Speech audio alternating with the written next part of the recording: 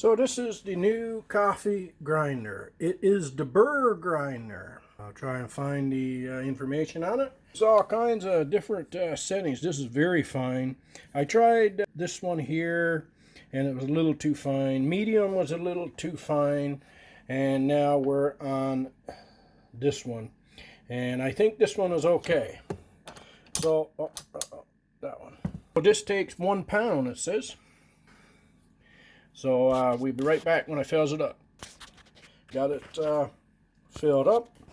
You set your grind what you want. I always put it on the 18 because I always make quite a bit, so I don't have to grind first thing in the mornings, you know.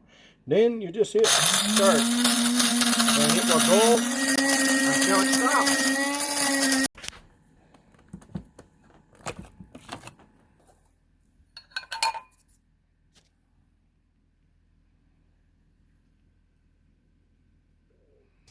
Beautiful, baby. A little messy, so I just figured grind up the 2 pounds, put it in the fridge, deep freeze, and be done. What this thing has too is if you're grinding a lot, it does have a shut off, which is cool. It really made a difference. I didn't think it would. When it was suggested to me, I figured I'd go and, you know, give it a shot. But it was amazing. And I learned the reason why is because you get a consistent grind. Blade grinder, I'd shake it martini.